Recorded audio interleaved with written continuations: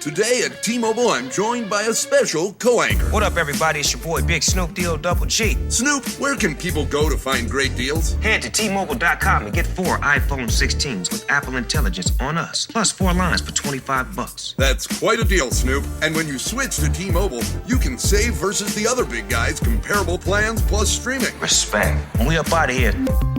See how you can save on wireless and streaming versus the other big guys at T-Mobile.com/switch. Apple Intelligence requires iOS 18.1 or later. I was never really a runner. The way I see running is a gift, especially when you have stage 4 cancer. I'm Anne. I'm running the Boston Marathon, presented by Bank of America. I run for Dana-Farber Cancer Institute to give people like me a chance to thrive in life, even with cancer. Join Bank of America in helping Anne's cause. Give if you can at BofA.com/supportAnne. What would you like the power to do? References to charitable organizations is not an endorsement by Bank of America Corporation. Copyright 2025. Oh, wonder-working power in the precious... Incredible as they seem, are not the results of mass hysteria.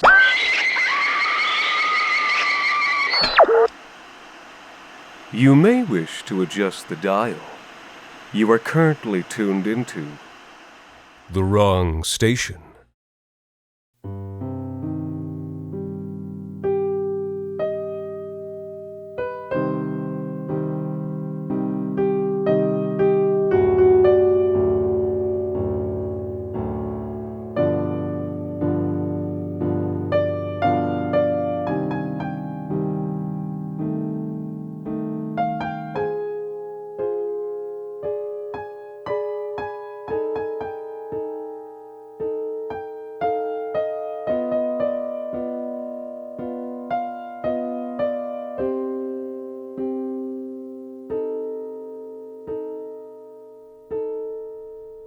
I was afraid at the party. Everybody was old. The only people my age were rich kids, the kind who have sex and take drugs from the age of 12, so that by 17 they seem timeless and worldly, even though they're as scared and confused as the rest of us deep down. I didn't want to be mistaken for that kind of young person. Though looking back and thinking how green and wide-eyed I must have looked, it would have been nearly impossible. I wanted to look like the kind of person Nanny Chen expected me to be. Studious, quiet, decent. I was wearing my navy dress, which had full-length sleeves and looked black in the neon lights. Nanny Chen had thought a conservative dress would keep me safe from the kind of men who were staring up at the dancers in their hanging glass prisons. But lechery is about despoilment. The more chaste I looked, the more fevered eyes would follow me around the room. I want to go home, I said to Nanny Chen. You can't. Not yet, said Nanny Chen. We have to meet him first. We were standing in a corner, as far from the dance floor as we could. I was drinking ginger ale. Nanny Chen drank nothing and kept her eyes on my glass.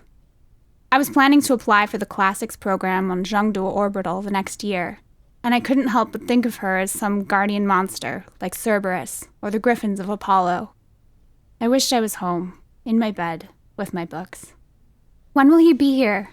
I was shouting over the music, which was all loud bass and moaning female voices. He was supposed to be here an hour ago, said Nanny Chen. But he's a very important man, and he's been busy with the unrest on Triton Orbital. His shuttle may have been delayed. But what if he doesn't come? I said. Don't talk back, she said. Stung, I held my tongue and checked my phone. Only 20 minutes had passed since we arrived. As I finished my ginger ale, I noticed Nanny Chen was shifting from foot to foot. What's wrong? I said. I have to go to the washroom. Then go. She gave me a look, like I'd been waiting for a chance to get away from her and was now making my move. Anywhere else, that would have been the truth. Here, smothering felt like protection. Go, I said. I'll be waiting right here. Right here? Right here. She narrowed her eyes, grunted, and shouldered through the crowd, vanishing into the noise, bodies, and fuchsia light. As I watched her go, I accidentally made eye contact with a man. I looked away, but it was too late. A minute later, he emerged from the crowd with 2 drinks in his hands. I had my phone out, trying to blend in with the wall of dark, oily plants, but he refused the hint. Hey, he said. I gave him a quick glance and a nod, and then bent back to my phone. I pretended to text, though I had nobody to text. "You look like you could use a drink." I don't know how old he was. Youngish, I thought, though still at least 10 years older than me. His sandy beard was patchy. He was thin and slightly stooped. He was standing too close to me, and when I tried to step back, I realized I was in a corner. "I don't drink," I said. "I don't either. This is ginger ale." He forced the drink into my hand. "I like to have a clear head." "Why do you come to parties like this?" He blinked, squeezing his eyes shut, and then reopening them with a big, glassy smile. "Well, there's other reasons, you know." He winked at me. I think he thought it was an old-time Hollywood debonair kind of wink, but in the hellish neon, it looked like his face was having a spasm. "I have to go," I said, trying to push past him. "Well, hold on a minute," he said, grabbing my arm. I froze up. It was the first time a stranger had laid hands on me, maybe ever. Nanny Chen kept me away from most people. His hand was cold, and it hurt. "Take your hands off me." I tried to sound calm and steely, but my voice cracked. "Whoa, hey," he said, with that same smile. His breath was humid on my cheek, smelling of sugary ginger ale, and I twisted my head aside. "No need to act crazy, you broad." He said it in an old-timey voice, as though he was being ironic, as though his intentions weren't made clear by his actions. The classicist in me wondered if Apollo had put on a voice before trying to rape Daphne. I pushed away from him, back into the plants, wishing I could turn into one of them, like Daphne had. "My father is Michael Draft," I whispered. My throat was closing up. I was worried about being heard over the music. "If you don't let me go right now, I'll tell him how you were with me, and he'll make you pay." This was a lie. To me, Michael Draft was just a name on Nanny Chen's sub-guardianship lease agreement, the man whose firm owned the trust that provided for me and a handful of other children without families. As far as I knew, I was an orphan. But the man's eyes widened, and he let go of me, stepping back. "Wow," he said. "I was just joking before, but you really are crazy. Whatever, crawl back to your executive daddy." But I was already gone, shoving through the crowds, getting as far away from him as I could. My flight took me further into the party, into the press of bodies by the bar, under the waves of bass that shook through my organs. It was even worse here. A man was spraying champagne over a shirtless woman's chest while people looked on, filming it. One of the dancers in her hanging cage was screaming as a group of guests stood on the bar, pushing the cage so it swung wildly. The music changed. It was even louder now. I wondered if it was possible for a sound to reach my bones' resonant frequency, shattering them like a wine glass. I imagined it happening right here, in the middle of the crush. Imagined the collective intake of breath, the music scratching to a stop, and the crowd dissipating in stunned silence. At least it would end the party. On the other side, I found the open doors of a terrace and stepped through. It was quieter outside, and not so feverishly hot. A long green garden with topiaries and a greenhouse spread below the terrace, and I stepped down to sit beneath a wall of ferns, waiting for Nanny Chen to come find me. The ferns exhaled, cool and clean. Pink neon reflected in the dews beating along their fronds. For some reason, I thought of them as female.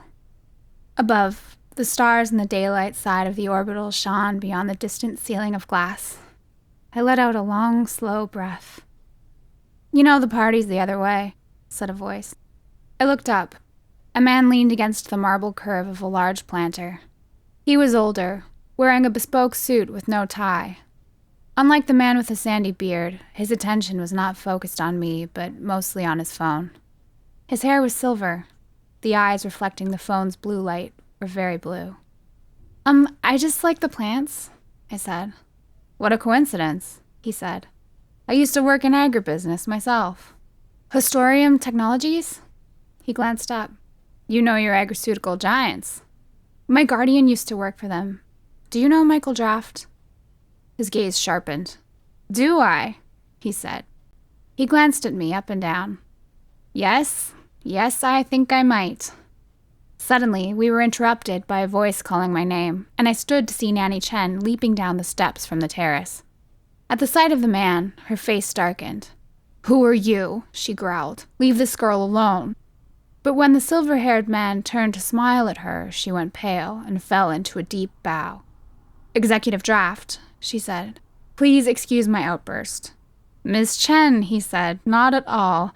I was just getting to know my young ward. She seems quite knowledgeable on the subject of horticulture." "She's a good girl, sir," said Nanny Chen, not rising. "She studies very hard." "You're the executive?" I said. He waved his hand in false modesty. "Here, and of Thymus, Jiangsu, and Parhelion," he said. "But I like it here best. Jiangsu may be 15 times the size, but this orbital will always be home." He gestured around. "It's where I keep my gardens. It's a prize-winning collection, you know? There are things here that can't be found anywhere else. Would you like to see the greenhouse?" Not sure how to respond, I looked to Nanny Chen. She looked worried. She had never let me be alone with a man, and I could tell she didn't want to now. But she was my guardian only through him. The griffins guard treasures for Apollo, not from him. "Okay," I said. I didn't know if I had a choice. "Feel free to grab another drink, Ms. Chen," said the executive. "We won't be half an hour." As he led me to the door of the greenhouse, I glanced over my shoulder to see Nanny Chen watching us go. Her face drawn, her arms wrapped around herself. Inside, the greenhouse was bathed in the crimson light of horticultural LEDs, which purpled the dark fronds of 100 rare plants. The light made it feel like being back at the party, though the stillness created a feeling of tableau, as if I had walked back in to find all the guests transformed into still and silent vegetation.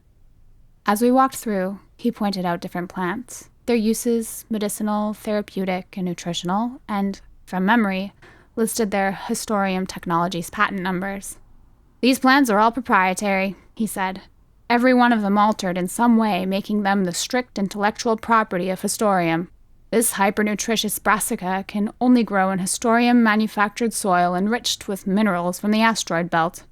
These limes are genetically altered to provide resistance against cosmic radiation.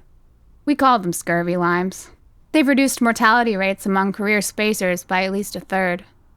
These gorgeous black roses are actually 2 plants grafted together. This V-shaped scar in the bark is where the rose was grafted onto the rootstock. It's the rootstock that matters here. Hardy and variable, it can grow almost anywhere, supporting more delicate grafts. It's how you grow mulberries on Mars." "And what's that one?" I asked. "Ah," he said. "I was wondering if that one would jump out at you." This episode is brought to you by Indeed. When your computer breaks, you don't wait for it to magically start working again. You fix the problem. So why wait to hire the people your company desperately needs? Use Indeed's sponsored jobs to hire top talent fast. And even better, you only pay for results. There's no need to wait. Speed up your hiring with a $75 sponsored job credit at Indeed.com/podcast. Terms and conditions apply. This episode is brought to you by Walmart. New beauty is in bloom at Walmart, and it's all about springtime radiance. From Drybar, Tula Skincare, and hundreds more available online, Walmart has the premium brands you want and this season's on-trend products for flawless, glossy hair and hydrated skin. Big name beauty brands? Check. The things you love? Check. Find trending spring beauty and all you need to look and feel gorgeous at Walmart, on app and online.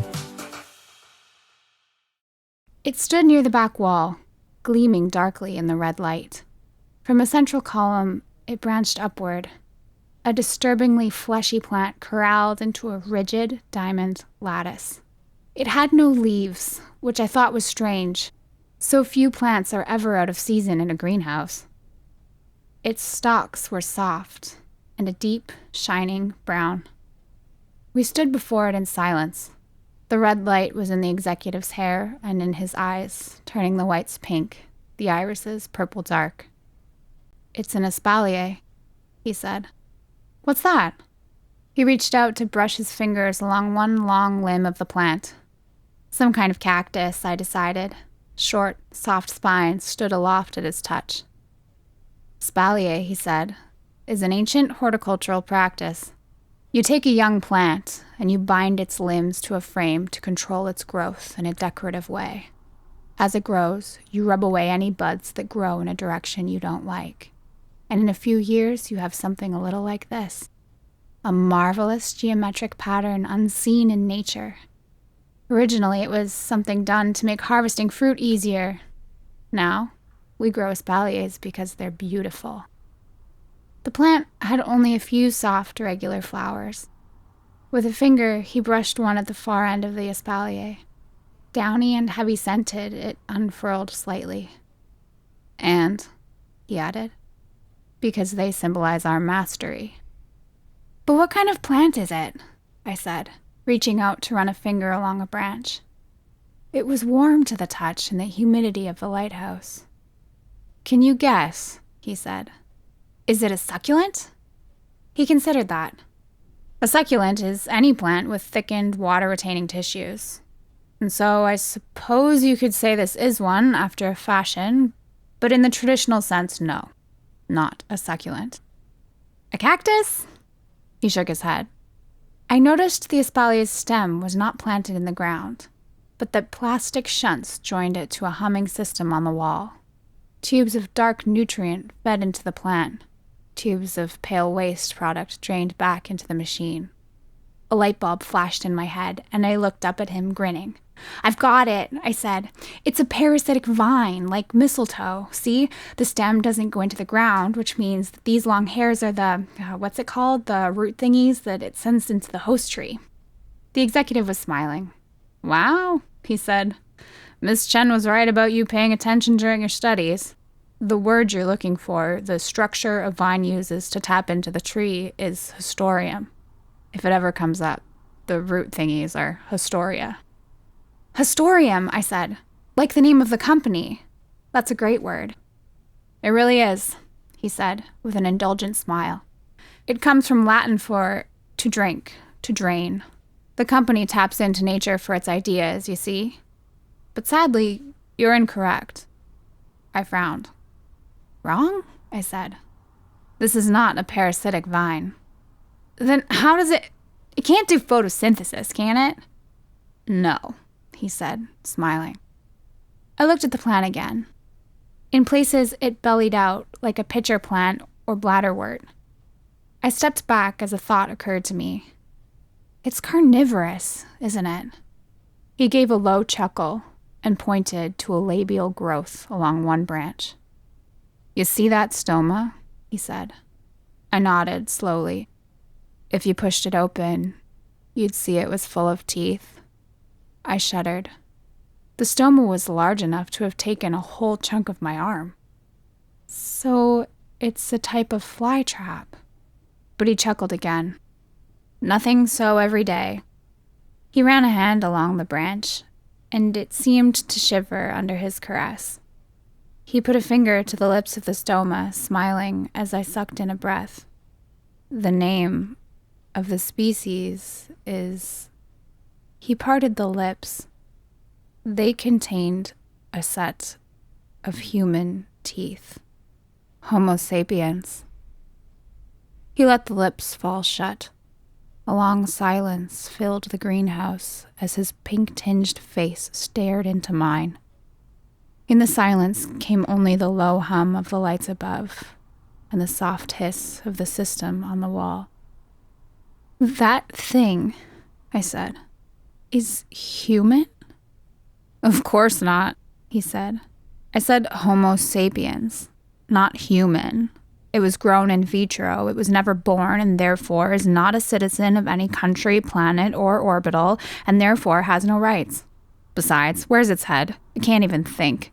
Beyond a number of chromosomes, it shares nothing with you and me. This is impossible, I said. Its geometry now made a perverted kind of sense. A spine for a central stalk with radiating branches grown from what could have been ribs, and limbs branching out at the radius and ulna, the tibia and fibula, and then again at the stretched, distended fingers. How? I said. Quite simple. Well, extremely complicated, really, but the principle is simple. With the ability to fertilize in vitro also came the ability to shape ontogeny, which is to say, with a fetus in a jar, it was a simple matter of time, money, expertise, and repeated failure to find ways of guiding its growth that didn't kill it. Of course, we could have altered genes to make it better adapted to this form, but that would have been cheating. As it is, without lungs, we were forced to spread alveolar tissue throughout the organism and induce a series of fistulae to allow it access to oxygen. The same is true of cardiac tissue.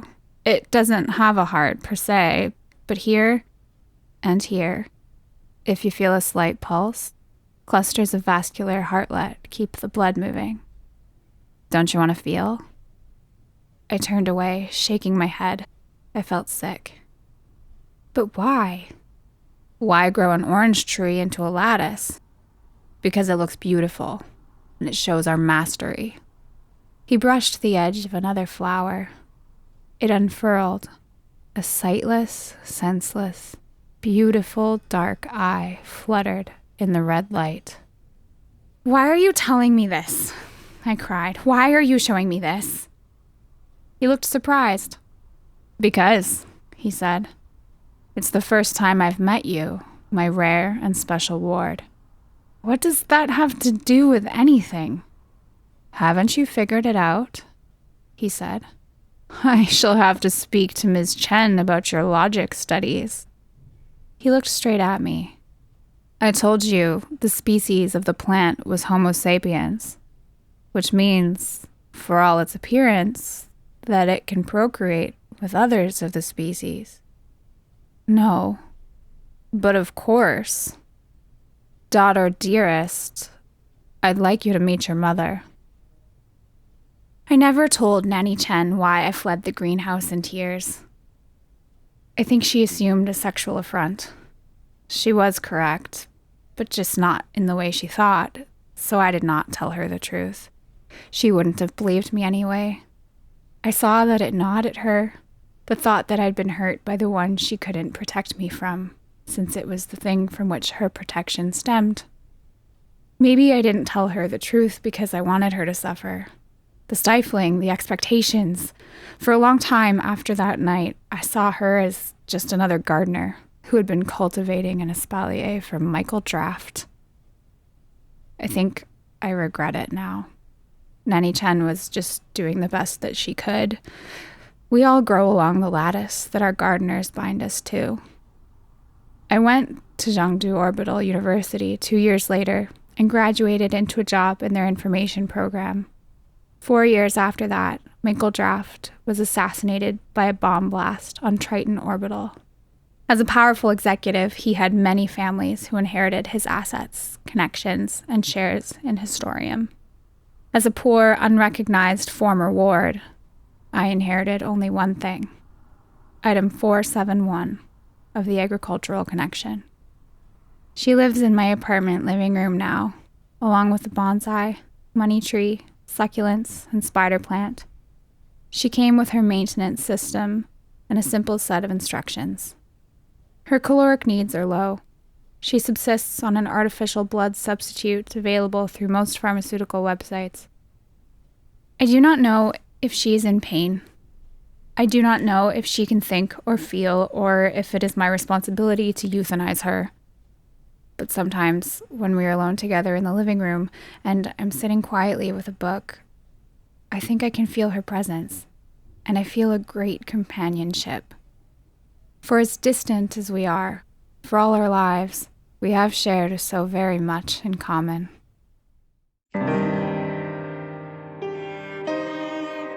The Wrong Station is made possible by the generous support of our listeners on Patreon. Consider visiting today at patreon.com/thewrongstation. You can also support us by leaving a rating and review on iTunes, or wherever it is that you listen to The Wrong Station. This week's episode, Espalier, was written by Alexander Saxton and performed by Annelise Hawrylak. The Wrong Station is co-produced by Alexander Saxton, Anthony Botello, and Jacob Duarte Spiel, with music composed and performed on the piano by Ilan Citrin, and arranged for the viola and performed by Ilana Schmid. You can subscribe to The Wrong Station on iTunes, Google Play Music, Spotify, and any other of your favorite podcast services. You can follow The Wrong Station on Facebook, Twitter, and Instagram, and email us at thewrongstation@gmail.com. You can also follow The Wrong Station creative team on Twitter at AEW Saxton, AJV Botello, and Jacob BRDS. And until next time, thank you for listening.